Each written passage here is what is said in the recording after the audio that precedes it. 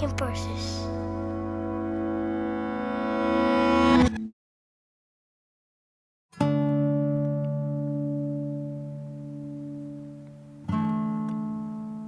So this week I planned a commission painting of a house portrait in the street with water, trees, a very Dutch composition. I made some sketches in winter. I tried some sketches in summertime, and I decided to advise this couple to let me do a painting in summer, because the houses are really nice to live in, but not that interesting maybe for a composition. So it's nice when the trees are covering the houses here and there. And yeah, fortunately they agreed. Not totally. They would like to let me do a composition with those green trees, but more houses than you actually see now in summertime. So I have to cut the trees here and there a little, and that's all right. That's fine. I mean, it will be their painting on their wall for a very long time. So you find a way in between your vision and their wishes, and of course you know where the limit is. And sometimes you don't know it, but you see it halfway through, and then you have to make another painting. That's all right. Because I like to work in commission. I like to work on something that has already a place, and yeah, did all the preparations with the people who want to get this painting, and yeah, then you feel that you are not only painting, but you are also at work. And yeah, some people say, but well, you are not totally free then. Well, I feel totally free. I didn't feel so free when I used to have jobs next to my painting job. Of course, then you are more free to paint what you like. But I'm not that kind of painter who likes to make paintings to keep all the paintings himself here in the studio.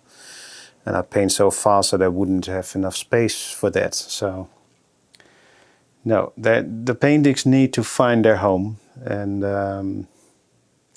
I'm not afraid to listen to what a client wants. And you always notice that people found you because they know your work and they know what they are going to ask you.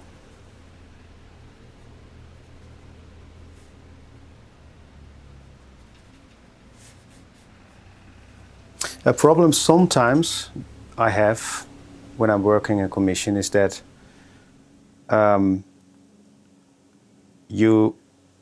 of course, you must be able to watch and to look at your topic, your subject, very pure, in the most purest way.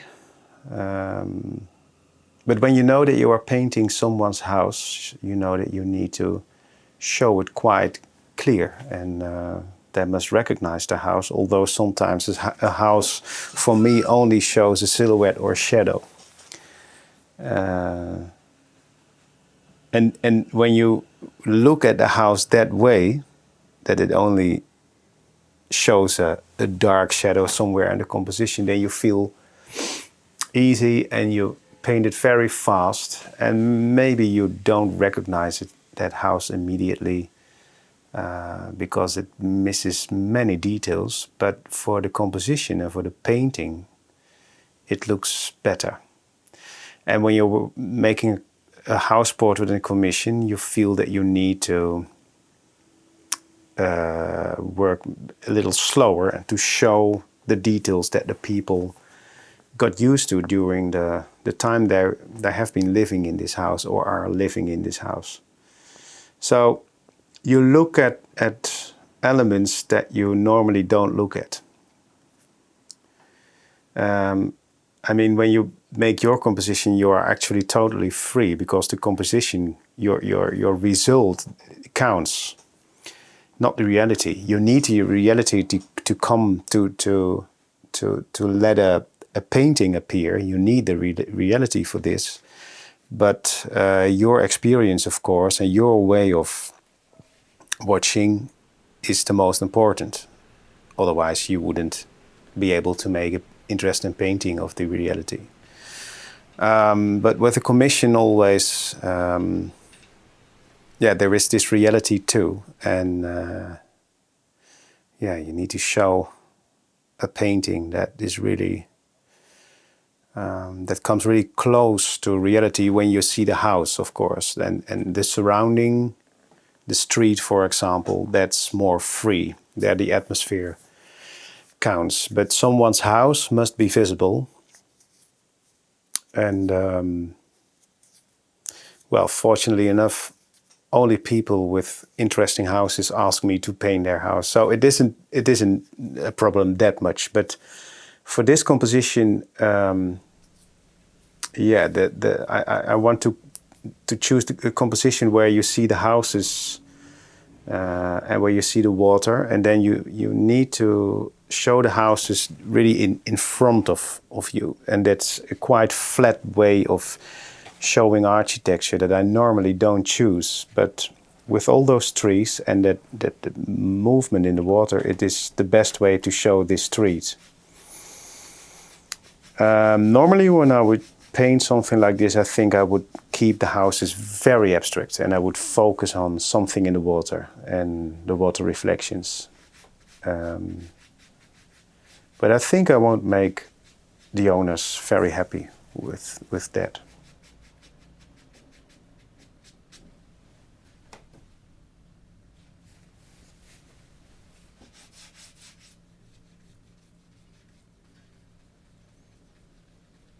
And of course there is more. There is color, contrasts, there is the light.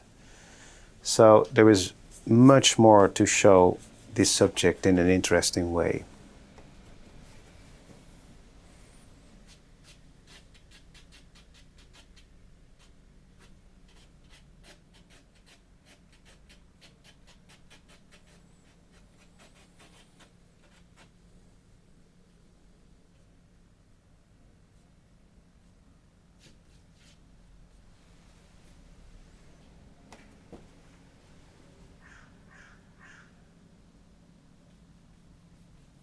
So it depends on the subject first, if the painting is going to be an interesting one.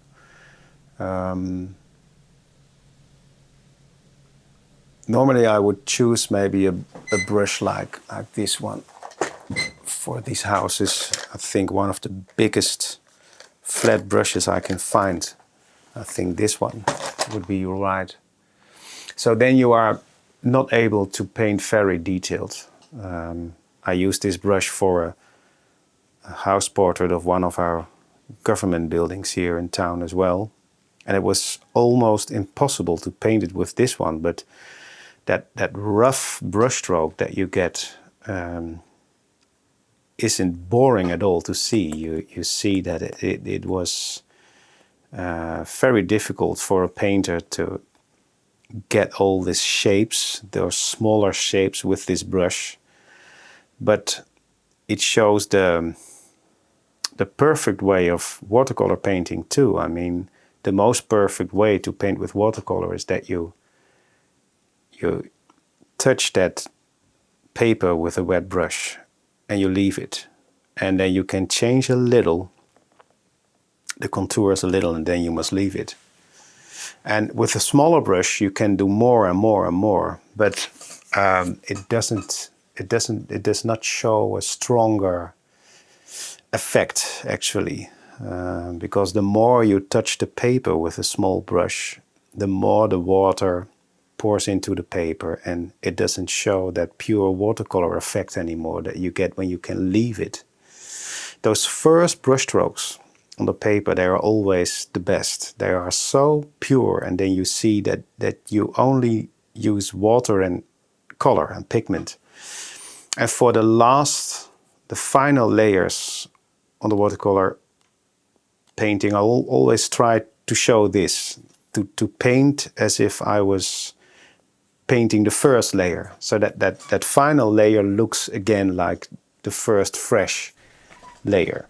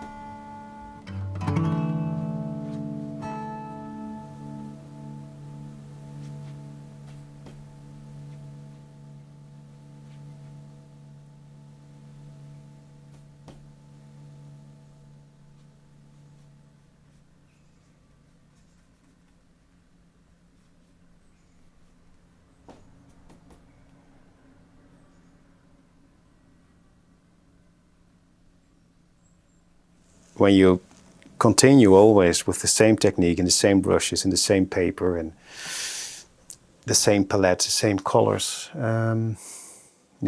They taught this at the academy already, that you must watch out for that. And of course you must be able to forget the result as well. You must know what you are doing, but the doing is the most important.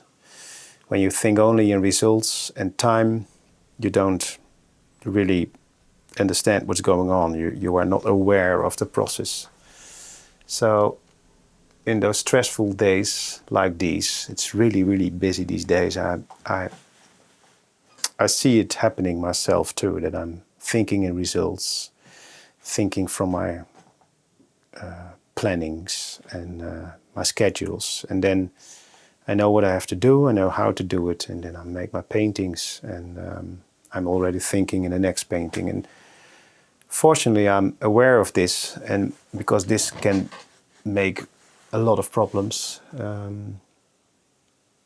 Time doesn't exist when you paint, and you only have to be aware of that wonderful moment where the painting appears, and don't think about the results, and don't think yet about how many days you need to succeed, to finish the painting.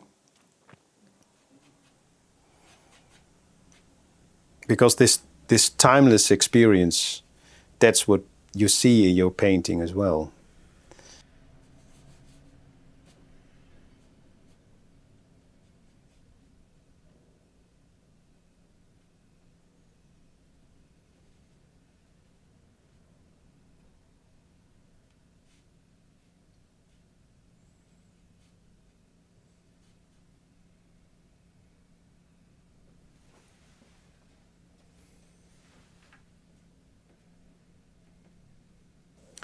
And thank you for all those comments on the last video about getting the best out of yourself instead of copying someone's style. That was a subject or a topic that came out of a problem that I realized last week or 2 weeks ago, because of this guy who is copying my style, and he comes very, very close to what I'm doing. For some of you, it was not clear what I meant. He's not copying every single painting of mine, but he's definitely using all the same techniques, colors, compositions, sizes, frames, subjects, and my way of working that he admires, and that's very nice, of course. But it's not nice that he's copying all these elements, and that he has copied my daily work, painting house portraits for people, and he is doing the same for half the price. Yeah, you wrote lovely comments and you had good questions. And one of those questions was about, one of you wrote something like, isn't it comparable to those teachers, those watercolor teachers who teach their students their way of painting, and then you can say that everyone is stealing someone's style and technique. And I think that's the difference. That's a very good question. That's the difference. When you are a teacher and you decided yourself to teach painting that way, so you make your paintings your way and you show it every day to a group of students the way you do it, and they are able to copy this step by step by step. Then you made this decision, and the result will be a group of students with all quite the same paintings, the same subjects, but also differences in quality and speed. So that, in my eyes, might be a very competitive way of teaching, and it would not be my choice to teach that way. I'm even not my goal. It isn't even my goal to teach in these videos. I understand that these videos could be educative, but these videos are more like a diary for me, to show what I'm doing, and let people be able to be part of the journey every week here. And yeah, as I told you in that previous video, it's so nice to see your paintings, and they look totally different. Although people write me that they are grateful and they learn a lot from these videos. But you see that you find your own way with that, what you learn, and you pick some things that you need for your techniques and your style, your own way. So I want to stay far away from that way of teaching, that way of teaching where the teacher shows his or her way of painting, to let all those students do the same. That's the reason why I always say no when people ask me to do a demonstration. I don't know why I should do this, why I should demonstrate how I make a painting from A to Z. If there is someone to explain me why I should do this, if there is another interesting reasons, then of course I want to think about it, because I've received this request many times. But for now, me personally, this is not the way to teach.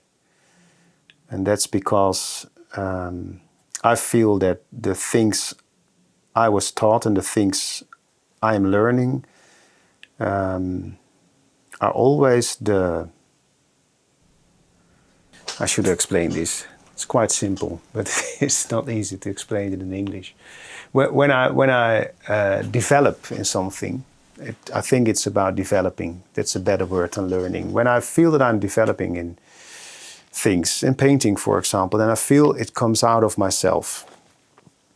Although I have seen something in a museum or in a gallery, or I've spoken to an artist, a writer, or a singer-songwriter, whatever, but then it awakes something in myself, and then it's so strong, and I feel that it has always been there, but now I can use it because someone has awakened it. Is it something like that? And that's my philosophy of learning / developing, that you are able to awake and to develop in a way that you find your strength, and that you find your talent, and that you find all your ways to get there. And these ways are unlimited. It's amazing to find your way by all those possibilities, and then you are free to feel what suits you the best.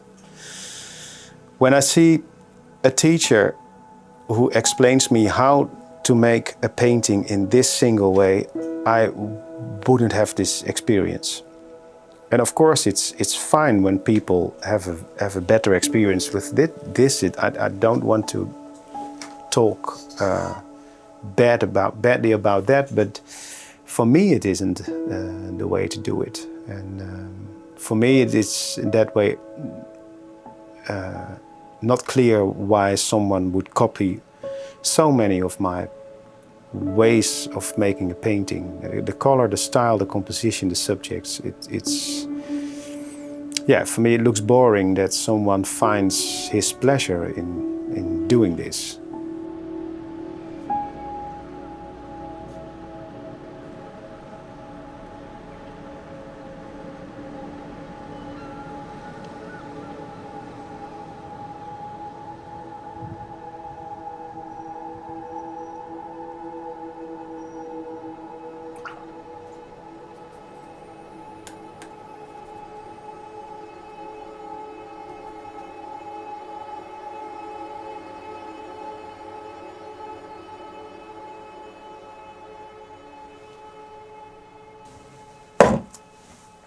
Well, I think I'm almost there.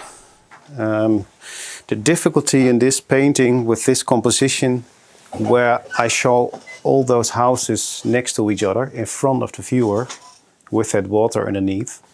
The difficulty was that I was tended to work and to look from left to right. That asks this composition of me.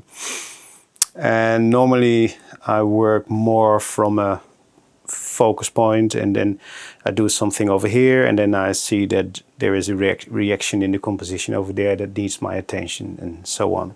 So I need a weekend to wait for a while and to see it again next week, Monday, and then I know, and I see if the result is showing this. And if so, then I need to make another one so that I can compare the two. And if not, then I hope that the painting is good enough to finish next week by some finishing touches. You can see the whole process of this painting in this week's member section video. If you're not a member yet, then I would really be appreciated if you would become one for $7 or $10 a month. I'm not sure. You find all the information in the link under this video. When you are a special member, you find more videos. I thought 20, 25 uploaded every 2 weeks in the playlist member section video, with more videos with the whole process, my thoughts behind the painting, interviews. Well, in my opinion, everything that could be interesting. Thank you. See you in 2 weeks. Have a nice weekend. Bye.